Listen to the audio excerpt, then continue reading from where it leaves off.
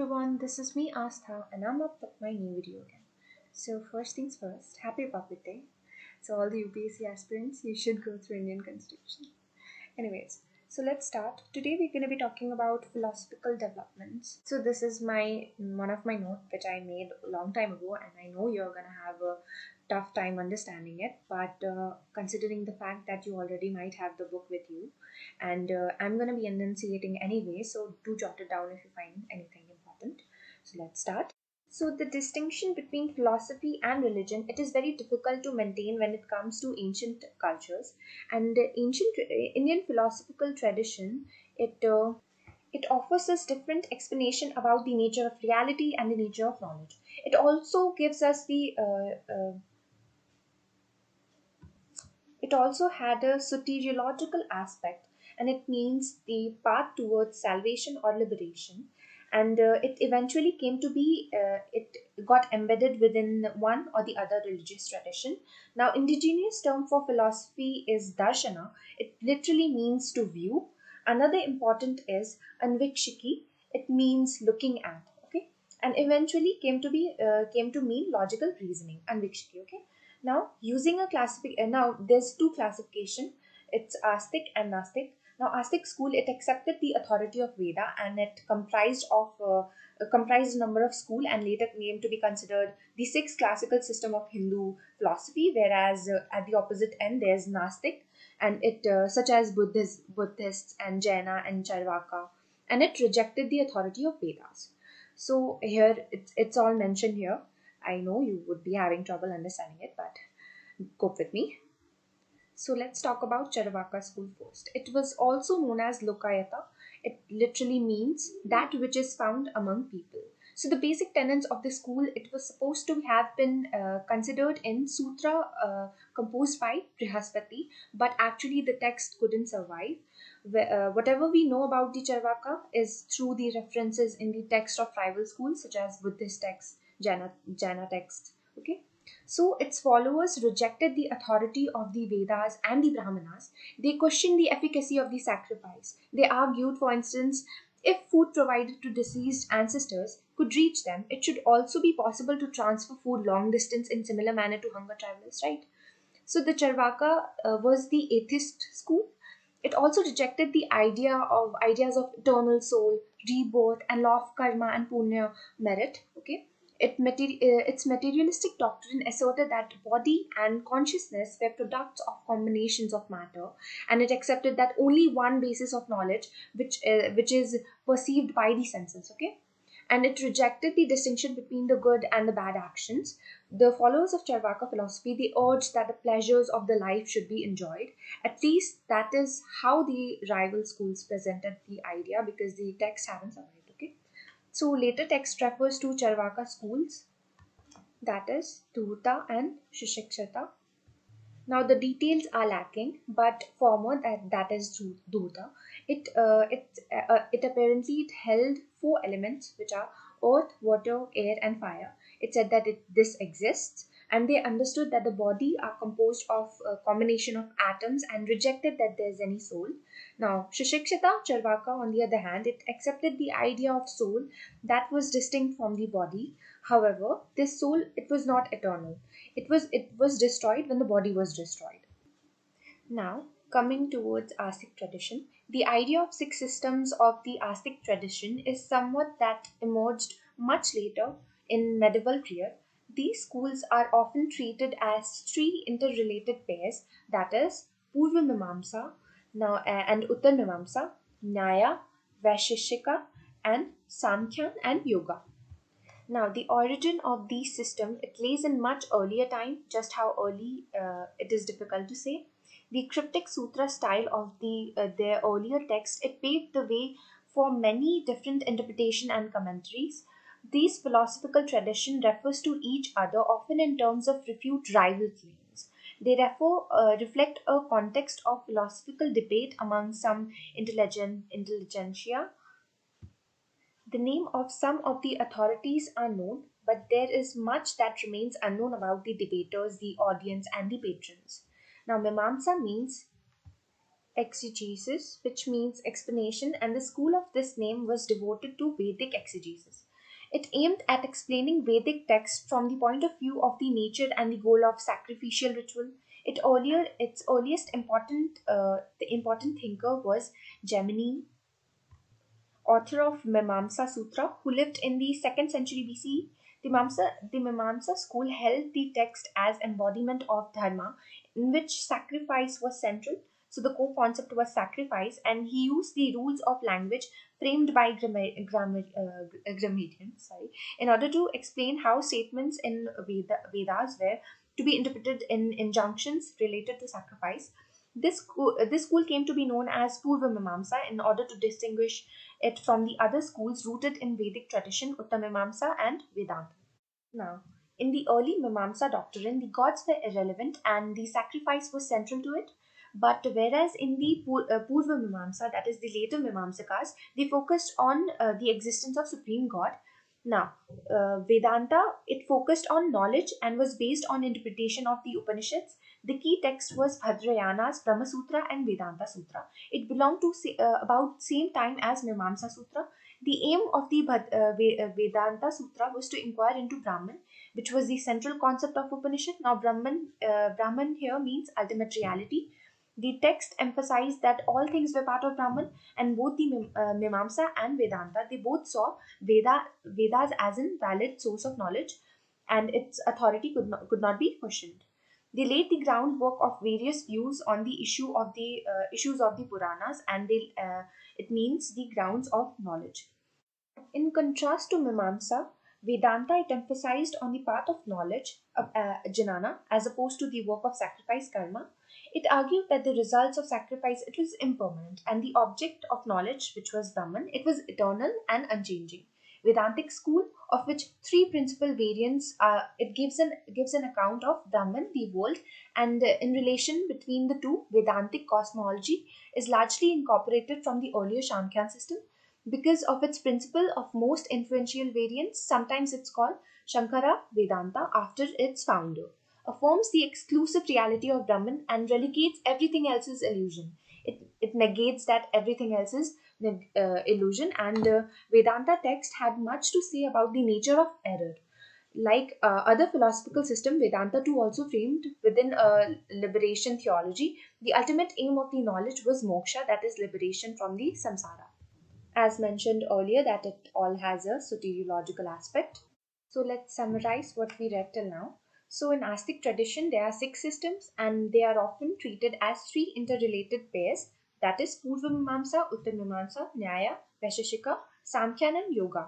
So in Purva Mimamsa, we saw already that in Uttar Mimamsa, the center of it is the sacrifice, and they rejected the relevance of God, whereas in Purva Mimamsa, the center is the authority of the God. Okay, and it talks about knowledge, Brahman, and which they say is eternal and unchanging, and rejects the authority of not the authority, but actually it relegates everything else as illusion, and also sacrifices. They criticize them as well, and their ultimate aim of knowledge is moksha, that is liberation from samsara.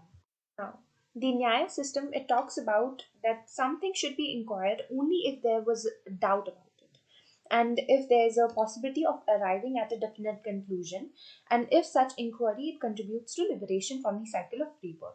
It also talks about observable data which could be used in the investigation, and it talks about five stages in the method of in Nyaya system, Nyaya method of argument. I'm sorry. So, the first stage is the statement of the thesis. Now, the second is reason for the thesis. Third, example that acts as a rule that can be used to support the thesis. Fourth, connecting the rule to the thesis. And the fifth, restatement of the thesis which can be proved. Now, I'll give you an example of the five stages given in Nyaya Sutra. So, the first stage would be there's a fire in a hill. So, this is a thesis. Second stage would require reason. So, second stage we can say this because there's a smoke there. Okay, so this is the reason. Third would be where there is smoke, there is fire. So here we gave an example that acts as a rule that can be connected, that can be used to support the thesis. Now the fourth would be there is smoke, which is associated with fire. Now we connected this rule to the thesis, the fourth stage. Now, fifth, therefore there is fire on the hill. Now, restatement, the fifth one. Okay, so this is what Nyaya's system talks about: logic attached to importance of perception, reasoning, and inference. Sorry. We'll talk about Vaisheshika Sutra of Kannada. It was written between the time 2nd century BCE and 1st century CE. It claims to be concerned primarily with dharma, and it describes dharma as from which the highest good is achieved, and it ascribes the authority of Veda to the fact that it deals with dharma. And philosophy of Vaisheshika Sutra, it can be described as pluralistic realism. Vaisheshika comes from the word Vishesha, which means particularity, and aim of the school was to investigate the particularities of the pluralities of the things that exist in the world. The school identifies seven fundamental categories, padarthas, of the things that exist, that is, substance, quality, action, universality, particularity, a relation of inherence, and absence of negation. Now, the category of substance, it was further divided into nine types of atoms, which was earth, water, fire, air, ether, space, time, self, and mind. So the first four are material and the rest are immaterial. In each individual, there is only one mind atom associated with single self atom. All atoms, whether material or immaterial, are considered eternal and indestructible. The atoms join together in different combination to produce various things we see in the world around us. The Visheshika, it explains explanation of reality, also identifies 17 to 24 kinds of qualities and 5 kinds of actions that are associated with the substance. Qualities and substances are considered inseparable.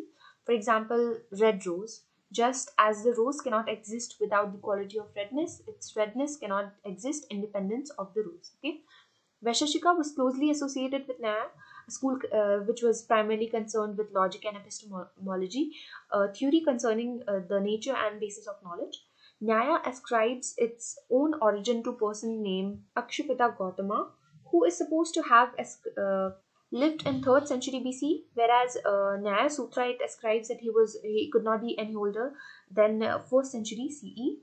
Now, Nyaya took over many of the Vaisheshika ideas and added to them, and it laid down a formal method of reasoning to establish the correctness of Vaisheshika pluralistic explanation of reality. It also claimed that true knowledge gained through Vaisheshika could lead to liberation.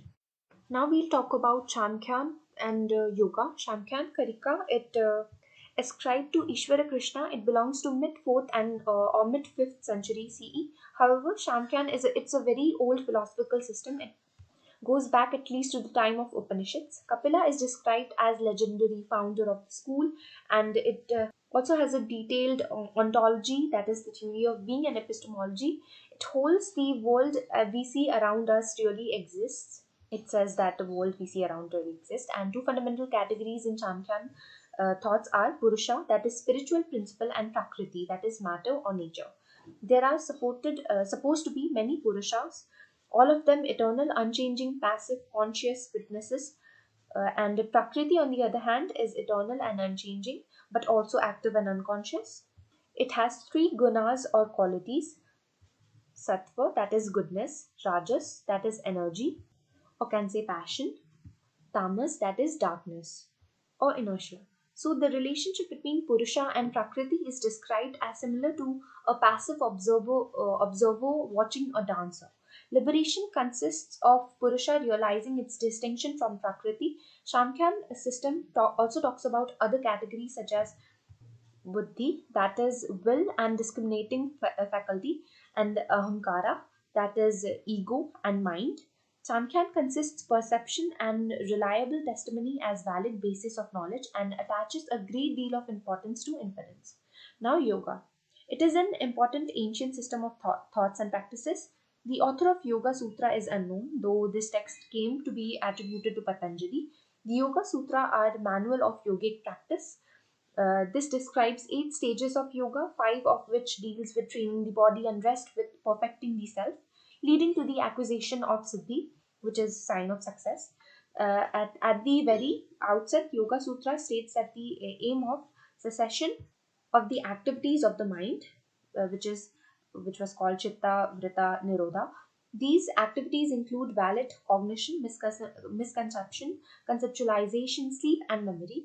The aim is to focus the mind in such a way to achieve complete tranquility and control. This is expressed in terms of distinguishing the seer, that is the higher self, known as Purusha, from which from that which is seen or manifest, which is known as Prakriti. Now let's summarize what we talked about. Vaisheshika Sutra and Nyaya. Now Vaisheshika talks about pluralistic realism, which is the particularity of the things that exist in the world, and it talks about seven fundamental categories, that is Padartha, and it further subcategorizes substance into nine types of atoms, distinguishing them as material or immaterial, destructible or indestructible, and finally they talk about qualities and substances which are inseparable from each other. And Nyaya, it talks about the five stages and it talks about inquiry to reach conclusion and five stages. Yeah. Now Shamkhyan and Yoga. Shamkhyan talks about ontology and it talks about two fundamental categories, which is Purusha and Prakriti. It talks about the relationship between the two and how liberation would be attained when the Purusha realizes the distinction from the Prakriti. Whereas yoga, it contains a manual of yogic practice. It is a manual of yogic practice, and it has eight stages, and five deals with the training of body, and rest of perfecting self. And that's it about this video. I hope you like this video, and if you did, don't forget to like, share, and subscribe my channel. And yes, I did upload philosophical development out of nowhere, but don't worry, I'll upload other videos as well. And meanwhile, if you have any queries to and or any requests for me to make any video, then don't hesitate to drop it down below in the comment section. That's it. Bye. Take care.